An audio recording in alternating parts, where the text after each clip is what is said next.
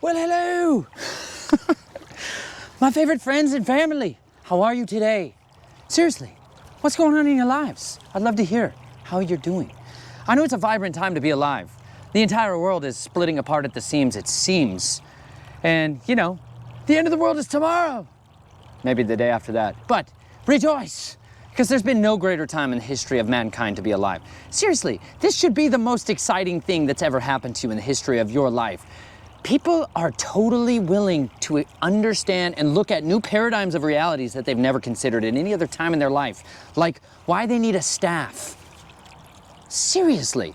Do you know how many times my family and I just walked through a neighborhood recently, and in no uncertain terms, I suddenly realized why I was so desperate to get out of neighborhoods. Because I felt way more uncomfortable and unsafe in the neighborhood than I felt at any point in my journey in the wilderness. Like, there were just random dogs that just came out of nowhere and just started barking at me and my children. I'm like, this is why I carry a staff and a machete, because y'all are ridiculous.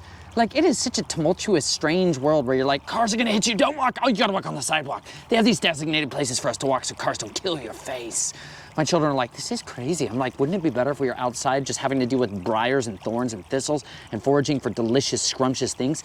I'm telling you, y'all, the wilderness is a strange and peculiar and wonderful place. And it's definitely not suited for civilized men and women. It's a place where your civilized man goes to die. And it's a great thing, and everybody needs it in exceeding abundant amounts. Right now we're going through lots and ubers amounts of it because I've been treasure hunting and ferociously finding goodies in the Word.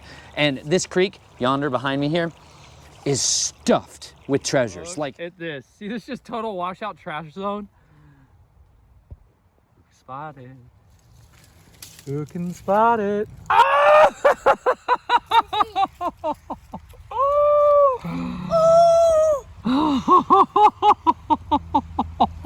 Medium.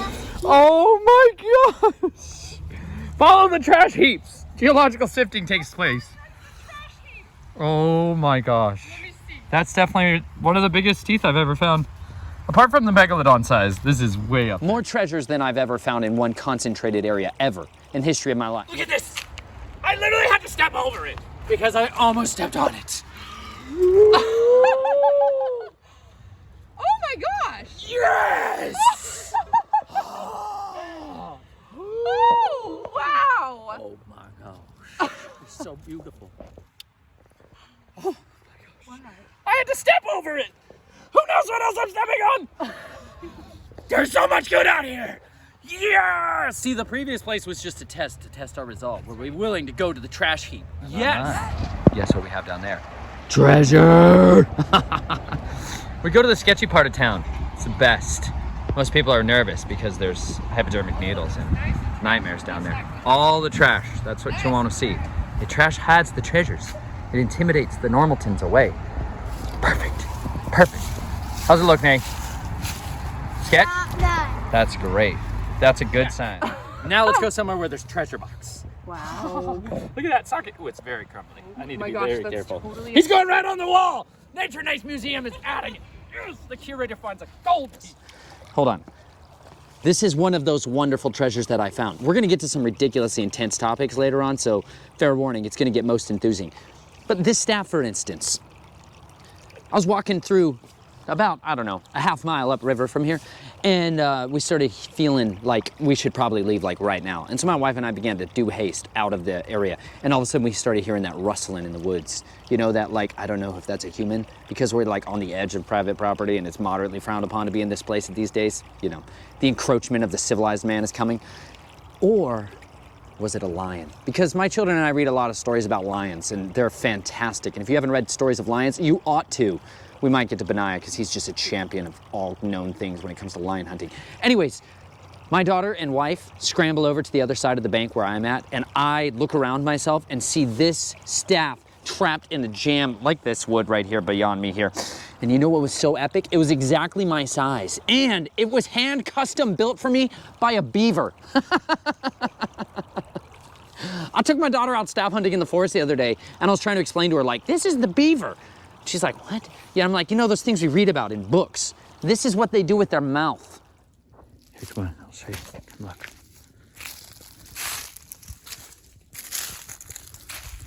Look at this. He just chewed these down. Oh my gosh. Nice. Look at that. That's the chips he takes out with each bite. Look at that. Oh my gosh, look at this. No, but the other ones I found, they were much older, which tells me he's still alive. And he's still working. See, look at him chewing on that one. That's cool. Isn't there something here? Look at that, Naomi. That's amazing. Look, watch out. Nice. Look. Snag it. Look at the size of these. How incredible. Daddy, Huh. look it. So there's a I'm not going to keep that one. It's too delicate. Well, yeah, I'm hoping there was. I didn't know that he would actually still be working on all this stuff. The other ones were much older. We got to try to find his lodge. They chewed this tree down. I think this is likely a hackberry tree. There's a lot of hackberry trees in this area, which is a variety of elm, which is super strong and flexible and very lightweight comparatively. Anyways, he's chewed off all of the bark. The entirety of the bark, every branch has been nibbed off by this beaver. Isn't that just ridiculous? I grabbed this thing and put it in my hand, and I felt like this moment if, I don't know, some pagan myth story about Excalibur pulling a sword out of a stone. It felt like that because I pulled this thing out of its tangly web that it had been trapped in for the entirety of its known water life. And I was like, you are mine and I am yours. Seriously, staffs are so biblical. Let's just read a moment about staffs, shall we? Check this out. You ever read the book of Numbers? Probably not, because you were confused that it might be about arithmetic. And while arithmetic may be involved in the book of Numbers, it's a story of legendary, massive conglomerates of warfares between kingdoms. And it's extraordinary. And I'm going to be reading from the Hallelujah Scriptures. This is their parallel edition. I'm most enthused. If you hear words and phrases that are unfamiliar to your English-sized English words, it's because this book includes translations that also render English words that are actually saying it like it sounds in Hebrew. So it's an excellent tool to train your mouth to speak in the native language of our Creator. It's fantastic, and this one actually has the Hebrew right next to it. Anyways, check this out. This is a book of Numbers. And let's see, I think it's Numbers 20. There's an ultimate showdown that's taking place because the people that are in the wilderness, the civilized men and women that were in Mitzrayim that had only known bondage, like most you and I, which have been born into slavery, and we didn't know it. Like, we inherited just total generational lies and depravity and debtor systems, and we're slaves to the central banks are just taking everything we have. They're charging us interest. The whole world's coming down. Gas prices are out of control. The food and the milk and the meat and the commodities that we need to live are going through the, you know, that's totally part of just a deflationary system that's built in. Like when we borrow $1, because, you know, the Federal Reserve is not that's who like prints the dollar bill, which is made of linen. You guys still live and are enslaved to linen. Linen is currency. The dollar bill, the $20 bill, all of the United States currency is still linen. It's linen and cotton and all kinds of other, you know, fibers, whatever. It's a mixed basket, you know, but it's still linen. Everybody likes the touch of linen, which is why you should wear linen garments. Anyways, I get distracted. Anyways, these children that are in the wilderness are coming out of Mitzrayim. They've only known slavery, like their whole life. And when you get people that are super broken into civilized, like the will to survive has been taken out of them, like the self-survival instincts, self-sufficiency, any of that like skill sets have been just drained out of them, and all they know is to go and earn wages and just come in and go out and pay bills. When you get trapped in that system, it's really hard to look at this as a plethora of resources waiting to satisfy your weary soul. It's kind of hard for the civilized man to look at this as anything other than it's cold and it's uncomfortable and can I get back to my chair, you know? And that's hard. And the people in the wilderness, the Israelites, when they went out and they're like eating literally manna from the sky every single day and drinking water from rocks, like literal flinty rocks squirting water out of the incredible bedrock, they're still complaining and grumbling. And I got to admit, I've been totally guilty of that in my wilderness walking. It's not easy because I too was too civilized and then I was too barbaric all at the same time. So like I have a constant conflict between radical barbarianism where I just want to go out and slay monstrosities like at night. I just want to. Insatiable desire to just go run armies into the wilderness and just fight giants. I don't know. Some of y'all got that. You got the desire to hunt giants, and that's fantastic. You were made for mighty things. But the type of giants that we have to slay today tend to be the ones that are facing us in the mirror first, because we need to learn meekness, humility, before we can ever accept the reverence and the fear of Yahuwah, our Creator, and then have a regard for any of His instructions and His ways, and then to be able to receive knowledge, wisdom, and understanding so we can walk out and be effective soldiers in the kingdom of Yahuwah. The Israelites are totally going through that struggle, and it's not really that pretty these days. So check this out. Numbers chapter 17. Basically, there's a moderate rebellion taking place, and by that I mean, oh yeah, it's on. The people are divided, seriously divided, between whether or not Moshe, who's taking them on this wild journey through the wilderness, who is the one who talks face to face with Yahuwah as if he's talking with a friend, and he is, giving orders about when we should go and do stuff and when we should not do things. And the people in the wilderness are like, you're not going to be our leader anymore. We want our own leaders. We're going to elect our own leaders, and we're going back to Mitzrayim, where we got the flesh pots of Mitzrayim, and we can eat whatever we want and drink whatever we want, and we just have to be their slaves a little bit. So there's a showdown taking place about who has the authority to be the leader. And it's all about staffs, because staffs literally are your authority. The word staff in Hebrew, like matzah or matzeh, is like literally the word for tribe. It's the word for chief. It's the word for branch. Like the one who has the staff is the tribal leader. Like they wrote to their names. All right, I'm just getting excited because this is just so revelatorily enthusing. Why you need a staff in your life. Check this out, okay? Numbers chapter. Oh man, sketchy. I'm gonna go back actually one chapter because y'all need some context. Because if I tell you this story without giving you the context for it, you're gonna be like, all right, whatever. Okay, Korah. This is super epic because as you read the rest of the scriptures, you're gonna hear this phrase thrown out called the rebellion of Korah or Korah. And if you don't know who Korah is, it means nothing to you. Just like if you read a genealogy list in the scriptures and you're like, oh, I suddenly want to snooze. It's because that means nothing to you. And you don't come from a kingdom where genealogies matter. Most of us inherited nothing from our family members. Like we did not, there is no like, oh, you're going to inherit the land. You're going to inherit like generations of wealth and goods and livelihood and livestock and cattle and sheep and businesses and finances and resources and wisdom. Most of us are like, I got debt. That's it. My family's taught me a debtor system. And so we don't really give great regard to where we come from. But back then, you have to understand, it was critically linked to who you are. Who's your daddy is super fundamentally important. So when you hear a phrase thrown out like Korah, if you don't know about the book of Numbers, which is critically important to your livelihood, it will mean nothing to you. But so, I am going to behoove you with wisdom. Check this out. And Korah, the son of Yitzhar, the son of Kehath, the son of Levi. You see that? That's that genealogy where you started tuning out. Hang in there. They're telling you that this is a child of the descendants of Levi.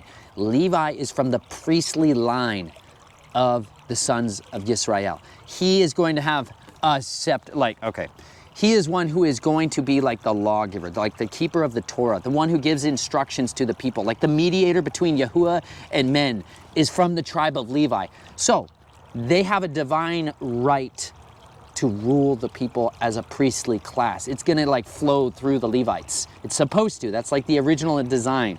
So when it says these are the descendants of the children of Levi, this should cue you into these people thinking that they have a right to be leaders, okay? He took both Dathan and Abiram, the sons of Eliab, and On, the son of Pelath, the sons of Reuben, different tribe. Reuben is the firstborn of the sons of Yisrael. And they rose up before Moshe with some of the children of Yisrael, 250 leaders of the congregation, called ones of the meeting, men of name. Meaning these people were VIPs. They were important people. They were known and they had a character of leadership, and so much so that the people had appointed them in positions of leaders, or Moses himself had likely appointed them in positions of leadership. Now, they assembled against Moshe and against Aharon and said to them, enough of you, for all the congregation is Kodesh, all of them, and Yahuwah is in their midst. Why then do you lift yourselves up above the assembly of Yahuwah? And when Moshe heard, he fell on his face. There's that meekness again. Moses is literally described as the most meek, humble man on the face of the earth, which means he has the most reverence of Yahuwah, of anybody on the earth, which means he's got the most wisdom, knowledge, fear, glory, and esteem of every man on the earth, because it's just the way it works, y'all. And Moshe spoke to Korah and all his company, saying, tomorrow morning, Yahuwah shall make known to who is his and who is Kodesh, and come near to him, and let him bring near to him the one whom he chooses. Do this, take fire holders, Korah and all of your company, and put fire in them, and put incense in them before Yahuwah tomorrow. And it shall be that the one whom Yahuwah chooses is the Kodesh one. So he's basically like, you know what? He gets to make the choice. If I'm supposed to be the leader, let him pick that. If you're supposed to be the leader, you let him pick. It's fair game, right? It's pretty good. And Moshe said to Korah, hear now, you sons of Levi. Is it little to you that the Elohim of Yisrael has separated you from the congregation of Yisrael to bring you near to himself, to perform the service of the Mishkan of Yahuwah, and to stand before the congregation to serve them, and that he has brought you near to himself, you and all your brothers, the sons of Levi, with you, yet you seek the kahuna as well. That's like the high priesthood. These guys basically want to be the chief of all the priests. They're desiring that, right? They're not content with their level of ranking and authority in the leadership hierarchy. They want to usurp it, right? This is the dog-eat-dog pyramid system of the world. This is Mitzrayim that's still in their hearts, and it's infected them, where you're like, I, of my own might and strength, want to be the best, so I am going to take it for myself, rather than trusting that Yahuwah at any time. It's an easy thing for Yahuwah to make a poor man rich. It's also an easy thing for him to make a shepherd boy king. It's like the way his kingdom works. Totally nothing like Babylonian magic money systems. Nothing like that. Check this out. Therefore, you and all your company are assembled against Yahuwah and Aharon. What is he that you grumble against him? And Moshe sent and called Dathan and Abiram, the sons of Eliav. But they said, we are not coming up. It is little that you have brought us up out of the land flowing with milk and honey, to kill us in the wilderness, that you would also seize total rule over us. Also, you have not brought us into a land flowing with milk and honey, nor given us an inheritance of fields and vineyards. Would you bore out the eyes of these men? We are not coming up. And Moshe became very displeased and said to Yahuwah, do not respect their offering. I have not taken one donkey from them, nor have I done any harm to any of them. Then Moshe said to Korah, tomorrow you and all your company shall be there before Yahuwah, you and they and Aharon. And take each one of you his fire holder, and you shall put incense in it. And let each one bring his fire holder before Yahuwah, 250 fire holders, and you, Aharon, each one with his fire holder. So each one took his fire holder and put fire in it, and laid incense on it, and stood at the door of the tent of appointment with Moshe and Aharon. For some context, reference what it looks like, this setting that they're in. They're in the middle of the desert wilderness, okay? This is not like the land flowing of milk and honey. Mitzrayim was also not the land flowing with milk and honey as they described it, because they're only looking back on the conveniences of Mitzrayim. They're not remembering the stripes on their back, the fact that they were made slaves and that their children were being slaughtered. Every firstborn male was being slaughtered. The children were being butchered in front of their faces, thrown into the river, devoured by crocodiles. They were making them take bricks and make them into these tyrannical regimes, right? They were sacrificing their own children into the walls if they were short on their quota of bricks. It was a horrific time to be alive, but they're remembering the conveniences of society instead of the promises of the covenant that they had with their Creator. And Korah assembled all the congregation against them at the door of the tent of appointment. Then the esteem of Yahuwah appeared to all the congregation. And Yahuwah spoke to Moshe and to Aharon, saying, separate yourselves from the midst of this congregation, and let me consume them in a moment. But they fell on their faces and said, Oh, Elohim of the spirits of all flesh, when one man sins, are you angry with all the congregation? And Yahuwah spoke to Moshe, saying, speak to the congregation, saying, move away from around the tents of Korah, Dathan, and Abiram. So Moshe rose up and went to Dathan and Abiram, and the elders of Israel followed him. And he spoke to the congregation, saying, "Please turn away from the tents of these wicked men. Do not touch whatever belongs to them, lest you be consumed in their sins." Then they moved away from around the tents of Korah, Dathan and Abiram. And Dathan and Abiram came out and stood at the door of their tents with their wives and their sons and their little children. And Moshe said, "By this you know that Yahuwah has sent me to do all these works, not because of my own heart. If these die as all men die, as in old age, or if they are visited as all men are visited, then Yahuwah has not sent me. But if Yahuwah creates what is unheard of, and the earth opens its mouth and swallows them to Sheol, then you shall know that these men have scorned Yahuwah." And it came to be, as he ended speaking all these words, that the ground under them split apart, and the earth opened its mouth and swallowed them up with their households, and all the men with Korah and all their goods. So they and all those with them went down alive into the grave, and the earth closed over them, and they perished from the midst of the assembly. And all Yisrael who were round about them fled at their cries and said, "Lest the earth also swallow us up." And a fire came out from Yahuwah and consumed the 250 men who were offering incense. And Yahuwah spoke to Moshe, saying, "Say to Eleazar, the son of Aharon, the Kohen, to pick up the fire holders out of the blaze, for they are Kodesh, set apart, and scatter the fire some distance away.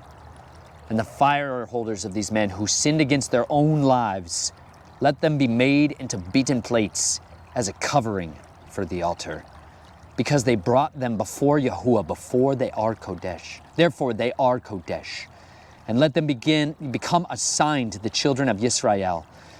And Eleazar, the Kohen, the priest, took the bronze fire holders that were burned up and brought, and they were beaten out as a covering on the altar, a remembrance to the children of Yisrael, that no stranger who is not of the seed of Aharon should come near to offer incense before Yahuwah, and be not like Korah and his company, as Yahuwah had said to him through Moshe. But all the congregation of the children of Yisrael grumbled against Moshe and against Aharon on the next day, saying, "You have killed the people of Yahuwah." And it came to be, when the congregation assembled against Moshe and against Aharon, they turned toward the tent of appointment, and see, the cloud covered it, and the esteem of Yahuwah appeared. And Moshe and Aharon came before the tent of appointment. And Yahuwah spoke to Moshe, saying, "Arise from amidst this congregation, and let me consume them in a moment." And they fell on their faces. So Moshe said to Aharon, you got to understand, that is what the function of a Kohen, of a priest, is supposed to be. They are supposed to be the ones who fall on their faces. These are these men and women who are humble. They cry out. They're intercessors. They go between the Most High, the one of all perfection, the glorious one, the great creator, and they petition him to hold back, to constrain himself, to resist the drive to render mishpat, justice, to what these people are doing, coming back on their heads, because they have grumbled, they've complained, they've fought, they've strode, they've been rebellious, they've been stiff-necked. They have brought out of Mitzrayim the star of Remphan, the tabernacle of Moloch. They've worshipped these other gods in front of the face of Yahuwah time and time again. They've been doing wickedness over and over and over and over again. And Yahuwah is like, "I'm done." Like, my children fight. Anybody has children? My children fight back and forth like they're sisters, right? And they're like, "I want to play with that. I play with it." And they just want to squabble and fight. And I just am like, "Stop it. Stop it. Just knock it off." Like, you're like, "Come on, get along, get along." Like, stop grumbling, because it's the worst sound, like, ever. Grumbling and complaining and like, you're like, just stop that noise. It's a horrible sound to be around. And like, the reason we relate to Yahuwah as a father is because that's how he feels when we're grumbling and complaining and fighting with each other and like, let's wage war with each other. Let's fight and bicker about it. Let's steal from each other. Let's take advantage. He's just not happy about that. I wouldn't be either. And these people just watched a total like revelatory miracle in front of their faces about who is in charge here. And they're still complaining. Oh. So Moshe said to Aharon, take the fire holder and put fire in it from the altar and lay incense on it and go. Hurry to the congregation and make atonement for them. For the wrath has gone out from Yahweh. The plague has begun. And Aharon took it as Moshe commanded and ran into the midst of the assembly and saw that the plague had begun among the people. And he laid on the incense and made atonement for the people. And he stood between the dead and the living. And the plague was stopped. That is our purpose on this earth. We are to stand between the dead and the living. Those who have already made their covenant with their Creator, who are in a right standing with them, and those who are perishing, guaranteed to be destroyed and blotted out. Our job is to stand between them, to intercede on their behalf. Like, there's times in the scripture where Yahuwah is like, stop praying to his people. He's like, I got to destroy this area. It's totally under judgment, set apart to destruction. I need you to stop praying for it so that my judgment can come upon it. Like, the prayers, the fervent prayers of a righteous man avail much. They succeed tremendously. Like, if you guys would commit yourselves to fasting and praying for other people, for other ministries, for people that are on the front line. Like, I just got to go see Tom Dunn, a man who runs a ministry you can see on Rumble called Through the Black. Like, he is out there on the front line trying to set captives free. People who are possessed with spirits and demonic oppression, addictions, who are being trafficked and abused by systems that have been designed to take them captive and use them and exploit them, child exploitation rings. Like, he's been on the front line of that for years. I met him 5 years ago, this last month, at a conference down in Dallas.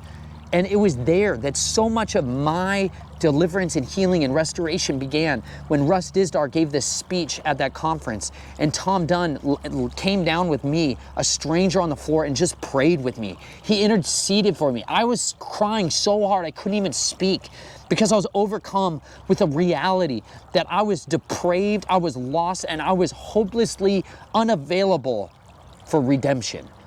I was convinced of it at that point in my life. I knew the darkness that was invading my soul was irreconcilable with who my Father was, my Heavenly Father was. And I needed someone to come along and set me free. And like, that man didn't know me from anybody. He prayed with me and interceded for me, the dead man. And he was the one who was alive. And his atonement, his mercy, his loving compassion towards me was poured out through that man's hands. And it began to remove this plague, this pestilence, this death disease that was invading me. And Yahuwah ripped out of my soul death, this covenant with death. And he gave me an opportunity for life. And I got to go see him. He didn't even know I was going to stop by. And I just stopped by, and I saw him coming out of, he was going to work out. He was like, I don't know what to do right now. I've got some time. And I got to interact with him, but he got to see my family now. Like, at the time Chelsea was pregnant, he didn't see Naomi and Jubilee, and he got to see my children running around, like laughing and playing, not fighting, mercifully. He got to see that. And like, he got to see some of the fruits of his labor, because I want him to know that. Like, this is the fruits of my labor now. I am now on the front line. Like, I'm waging a relentless war. Like, the ministry I did not anticipate that has come out of it. Like, this LinenRailroad. Like, my wife and I are so passionate about seeing people's bodily ailments set free. Like, we are so passionate about people's health. Like, I go and consult with people. They invite me to hang out and consult with them on their farms or their homesteads or their properties and to fellowship with them. And 50 or 60% of the conversation just goes back to their health, things that are going on in their bodies. And like, why fresh milled flour, like milling your own grain, can set so many of you free from bodily ailments. And it's not far off. Like, the bread of life has been given to us in an absolute abundance. And we just have to go and collect it. These garments, like, you are being bombarded by perpetual onslaught of electromagnetic radiation, and you're wearing clothing that acts like a literal antenna to channel it into your biggest organ of your body, your skin, and your brain is just being blasted all the time. This is armor, like, it's actual armor. It blocks radiation from being conducted into your skin and into your body. It's shielding. And if you would go out and plunder Mitzrayim, like the last commandment that was given to the women specifically as they were going to leave Egypt, was to go ask from their neighbors, from Mitzrites, for gold and silver and garments. Like when I say like, we're plundering Mitzrayim, when we go to thrift stores and we go to like anywhere where we can find discounted garments that are these natural fiber garments, we're literally plundering Mitzrayim. I haven't asked any of you to like get your gold and your silver from your neighbors, but it might be wise as well. Go ask your neighbors for gold and silver, because we need gold and silver as well. We need these treasures, because you guys got to understand, those things became the literal gold and silver that was used to build the tabernacle of Yahuwah. They became the things that equipped these people to live successfully, vibrantly, passionately, and to inherit kingdoms. They got those things because they were willing to go out and plunder the Egyptians from them. And it says Yahweh gave the women favor in the eyes of their neighbors, and they gave them everything. And you know why?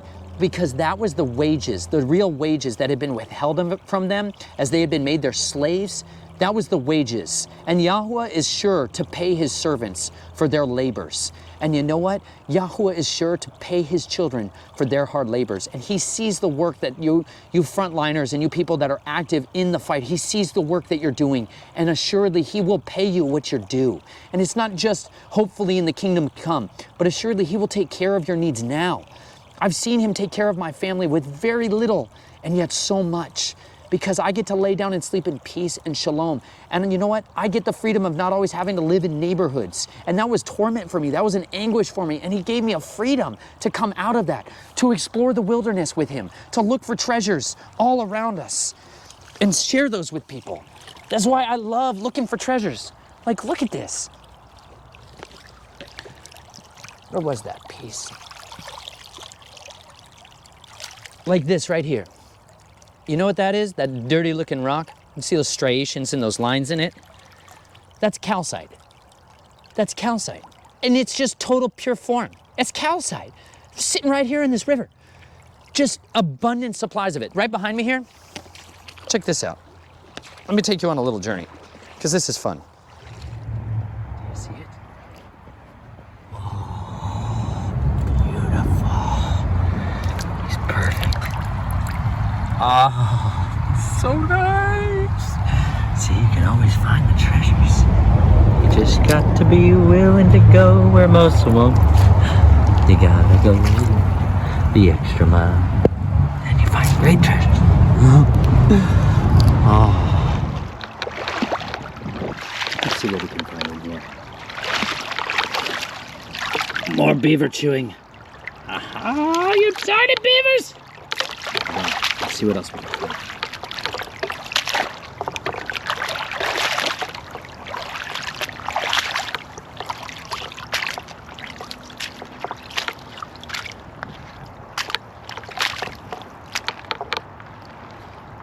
See, now all around here, it's easy to get distracted and overwhelmed because you're not really trained your eye yet to find different things that are hiding in plain sight. But if you grow accustomed to looking for specific kinds of things, you can narrow your focus and perceive different treasures that are hiding in your midst. Like this is all fossils, by the way. I haven't even shown you. These are all fossils that are out here. Different kinds of fossils. There's some calcite right here. There's another piece of calcite. Bam. Calcite. Calcite. So beautiful, right? It's almost like petrified wood got transformed into something even prettier. It's pretty cool stuff. But let's see if we can find some more.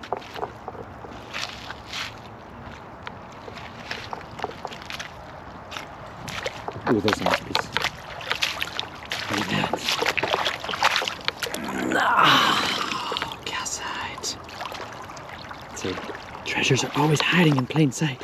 You just have to know how to look and where to look. And you can find them hiding amidst all the garbage.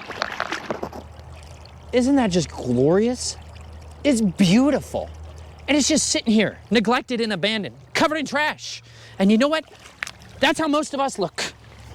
When people see us, many of them have disregarded us. They've cast us off as just another piece of rock that's scattered about in this trashed creek.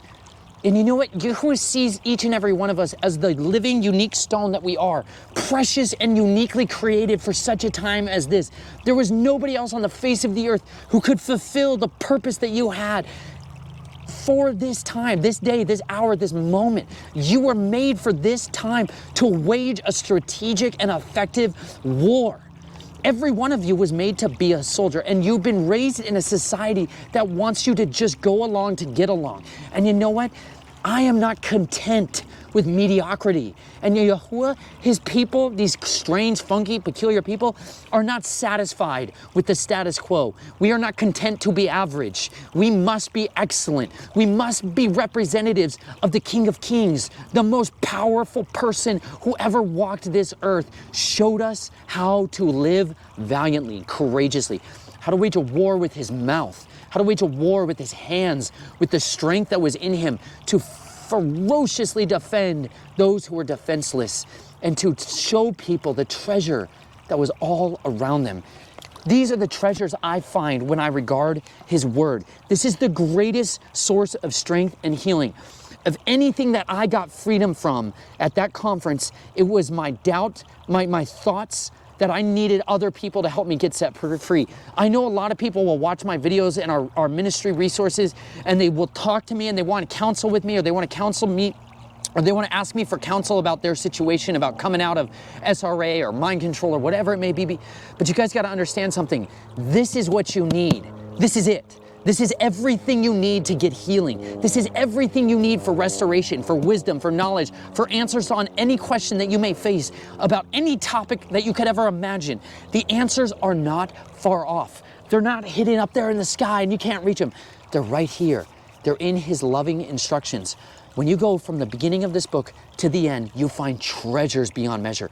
And when you don't just stay in the modern American English Bible, when you read what used to be like in the 1611 King James version of the Bible, what people would classify as this made-up word called the Apocrypha, like Jasher and Jubilees and First Enoch, and the books of Maccabees, like in the Baruch and Second Esdras, and Bel and the dragon and Susanna. There's these incredible stories of people living valiantly for their father, courageous warriors, men and women who did mighty deeds and exploits.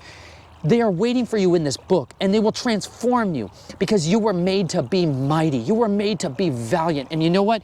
You were made to plunder Mitzrayim and to share everything you can with everyone you can so that they too can be set free. Tom Dunn helped me on that process, and many of you have helped to empower my family and equip us to do that.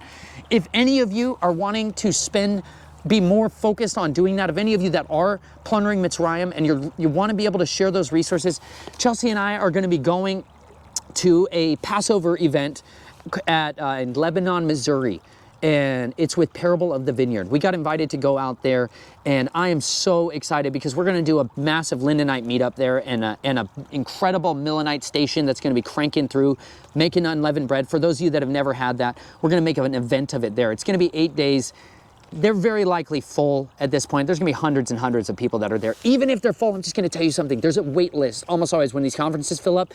And no joke, 20% of people that sign up to go to conferences don't show up. They cancel for various reasons. So even if it's full, don't be scared of it. If you feel like pressed that you are supposed to be there, pray diligently and try to get a spot if you can. I just know it's going to be an amazing opportunity for us to share garments. So if you have garments and you would like to distribute them and send them to us, do not send them to any of the addresses we've previously used. We're on the road right now and we are like nomads of Yahuwah right now. So if you would like to send garments to us, please just email us and we will send you a location that you can send those to, because we want to clothe the people in his garments of praise. We want to give people the bread of life, and we want to empower people. We're gonna be making staffs like crazy. I don't know if I'll find more beaver chewed staffs like this, but we're gonna make staffs. We're gonna wood burn on them. We're gonna carve the letters of our names and of our fathers onto these things so we can have an understanding of who our Father is and what our identity is, because having a staff gives you an understanding of your identity, and it is a mark of your authority on this earth. And then we're going to read about how that authority at times can be tested, and why if you have a firm foundation in this word and in who our Father is, you will stand assuredly. Check this out. Number 17. And Yahuwah spoke to Moshe, saying, "Speak to the children of Yisrael, and take from them a rod from each father's house." There's that word, mateh. It's mem, tet, hey. Mem is like water, okay? Some of the meanings. Water, like a womb, things that are born out of it and come out of it. Tet is like this, basically a full basket of freshly harvested fruit. It's like the sign and the signet. It's like your signature on something, like if you were branded and marked as like, this is mine. All of this right here, this is all of the fruits of my labor. And the hay is that which is revealed, like an arrow pointing in that direction. This is what makes up the content of a staff, of an authority. It's the person who bears forth the authority, okay? This is so exciting. Check this out. Speak to the children of Israel and take from them a rod from each father's house, all their leaders according to their father's houses, 12 rods. Write each one's name on his rod. So you're supposed to write your name on your staff, okay? And write Aharon's name on the rod of Levi, for there is one rod for the head of each of the father's houses. So there's 12 tribes, right? He's saying each one gets to represent a tribe and write your name on the tribe's staff. It's literally like the word here is saying, like, every one of you that has a staff is going to write the name of your tribe so that everyone knows clearly at the end of this who is the one who bears the lamed, which is literally like the shepherd's crook, the staff of authority over the congregation, okay? You shall then place them in the tent of appointment before the witness, where I meet with you.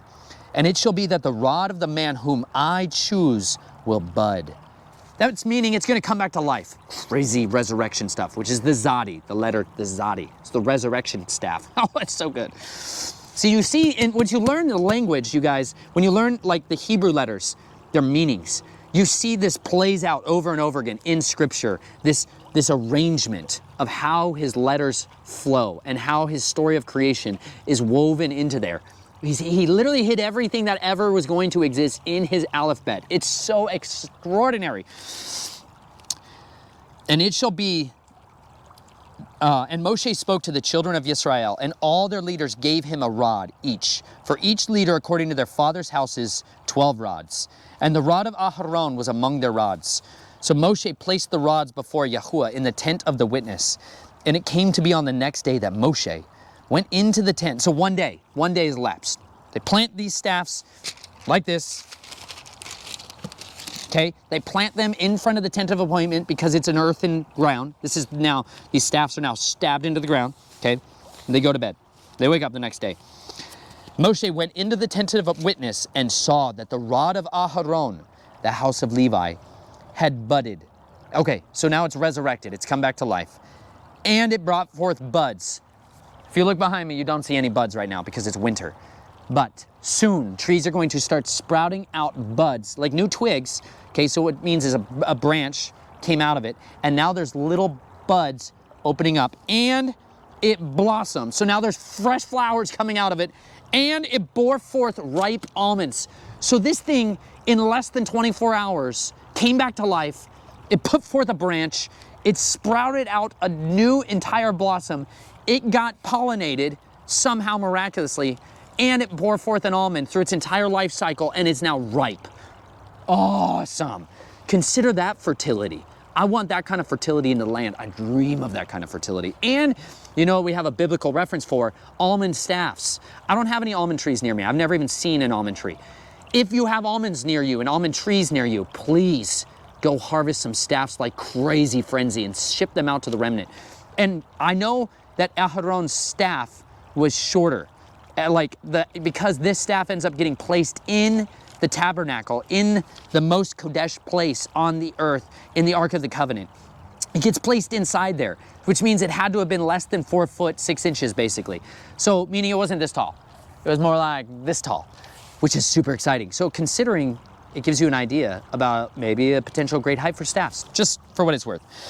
And it came to be, all right? And Moshe brought out all the rods from before Yahuwah to all the children of Israel. And they looked, and each man took his rod. And Yahuwah said to Moshe, bring Aharon's rod back before the witness to be kept as a sign against the rebels, so that you put an end to their grumblings against me, lest they die.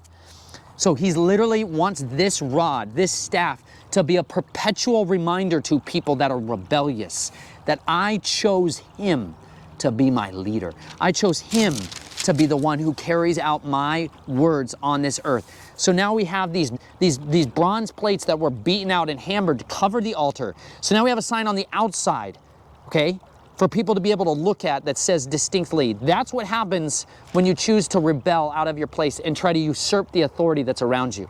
Then we have a second witness, okay, because if ever a testimony is to be given validity in the scriptures, you must have at least 2 witnesses in order to give it veracity, okay? Meaning you can convict somebody for a crime, say, if there's at least 2 or 3 witnesses. Same principle in scripture. If you don't have at least 2 or 3 witnesses to back up a perspective, an idea, a doctrine, a belief system that you're arguing from, if you can't back it up with at least a few witnesses from scripture, it does not stand.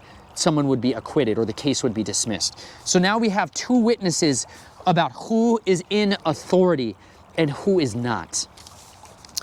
And Moshe did as Yahuwah had commanded, so he did. And the children of Israel spoke to Moshe, saying, "See, we shall die, we shall all perish. Anyone who comes near the Mishkan of Yahuwah dies. Shall we be consumed to die?" And Yahuwah said to Aharon, "You and your sons and your father's house with you are to bear the wickedness against the Mikdash, and you and your sons with you are to bear the wickedness against your Kohanah, the priests. But bring with you your brothers of the tribe of Levi too, the tribe of your father, to join you, and serve while you and your sons are with you before the tent of witness. And they shall guard your charge and the duty of all the tent. But they do not come near the furnishings of the Kodesh place and the altar, lest they die, both they and you. And they shall be joined with you and guard the duty of the tent of appointment for all the service of the tent. But a stranger does not come near you. And you shall guard the duty of the Kodesh place and the duty of the altar, so that there may be no more wrath on the children of Yisrael. And see, I myself have taken your brothers and the Levites from the midst of the children of Israel, a gift to you, given by Yahuwah to do the service of the tent of appointment. But you and your sons are to guard your Kohanah for all matters at the altar and behind the veil, and you shall serve. And I have given you the Kahuna as a gift for service. But the stranger who comes near you is to be put to death." Like, these priests were a gift. That was their purpose. They were there to serve as ambassadors, as emissaries between the Most High and his people. And those of you who would regard his scriptures as precious, as valuable, as meaningful, as necessary, as vitally important for you to live, you can become one of his priests, one of his servants in his household, who can go between the living and the dead and bring them the bread of life, bring them his words, bring them literal bread and life.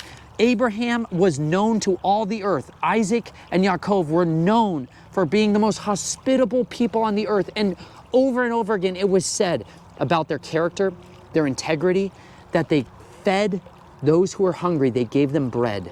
They clothed those who were naked, and they gave silver and gold to those who lacked it.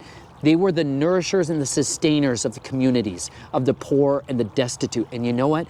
There may be a time where there is a great explosion of that in our society and in the world. And we need to seek ferociously to be set up into positions where we can minister to those who have less. And as we give more of ourselves away, indeed, we open up opportunities for the Father to entrust us with more and more. That was the principle of Yosef that we saw. He continued to be faithful servant, and Obadiah, an obedient servant. No matter where he was put, no matter how much he had or how little he had, he was faithful. These are some of the treasures that I find. These are the words that I have found to give me life, and I want to give them away to everyone I can. So I hope that each and every one of you would find ways to do that strategically with whoever's in your sphere of influence, whoever you can, in any way you can, that you would be compassionate and gentle and slow to speak and not unnecessarily contentious, but that you would be patient with those who doubt. Have compassion on them. Intercede for them. Fast and pray consistently. I thank each of you who has partnered with us and has shared with us your homes, your families, your friendships, your resources, because by doing so, you've empowered us to be able to be effective in this kingdom and in the warfare that we're waging. I thank each of you. so much for living courageously. I pray you would never cease to live valiantly. I love you all. Look forward to talking to you soon.